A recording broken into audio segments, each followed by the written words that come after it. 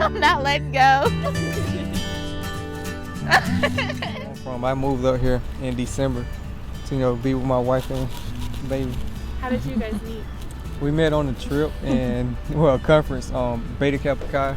It's a conference on National Scientific Society, and both of us was presenting our research in Baton Rouge, Louisiana. So we met then. It was like in 2017.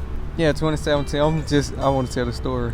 So no, we didn't really talk. We seen each other like one time in the beginning. Told her hey, gave her a hug, and then when we was getting ready to leave, we exchanged like social media, and then she contacted me after that, and we just stayed in contact.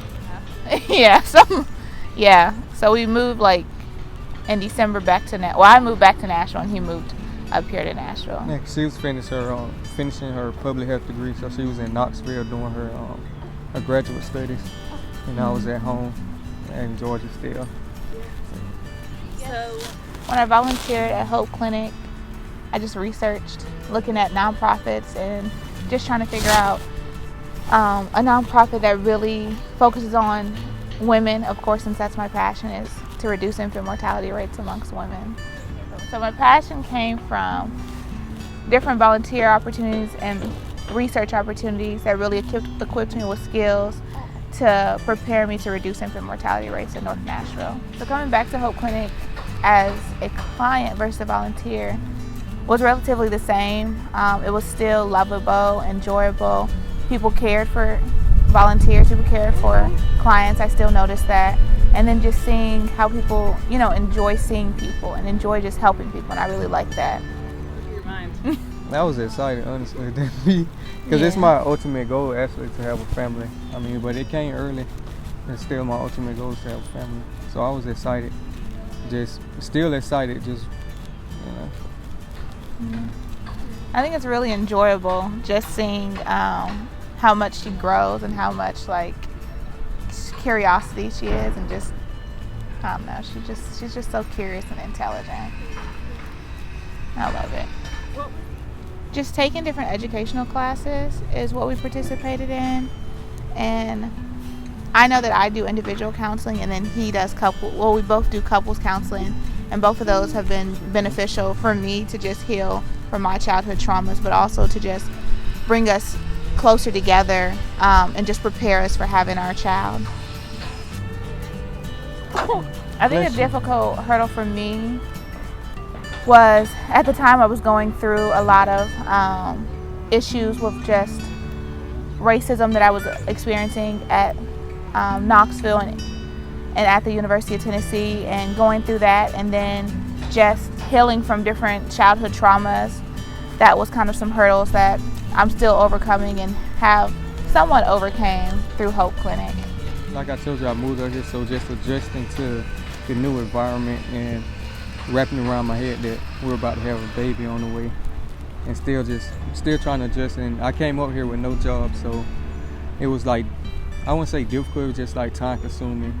I had to be patient with finding a job, and I'm still working on my career path. So just doing all of that and adjusting to this new environment up here.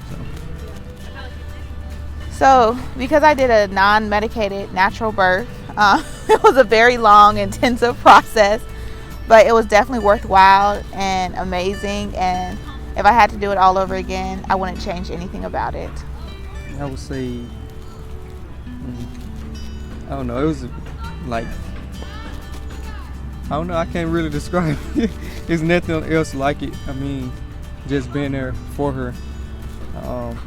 I would say, to me, it's one of the most difficult things I had to go through, because you have to be there for your spouse no matter what it is.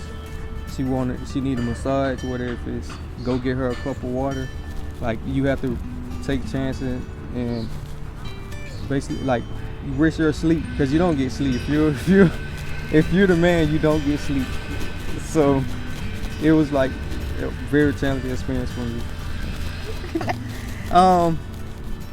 I think at first it was kind of tireless. We really didn't get much sleep, and really just trying to adjust into his work schedule, and then me finishing up my master's in public health, as well as having a new baby, trying to figure out all these different schedules.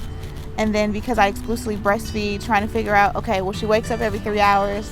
What type of schedule can we do? Or just throwing the schedule out of the wall and just being like, okay, we just kind of have to watch her lead. And I mean, it's been amazing in my opinion. It's definitely amazing seeing how curious she is and just how she looks at different things and smiles. Like, she has the most beautiful smile ever.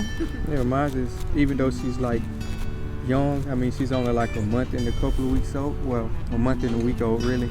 Just still like trying to ingrain in her knowledge, make sure like that she take in positive stuff now. So when she get older, she can continue to take in positive stuff. And the last thing is just like still, since we have like an addition, still continue to put my wife first, and then she comes second, because that's, even though she's addition and new baby, you should always continue to put your spouse first and the baby second. So. She must be cold. She's looking at you.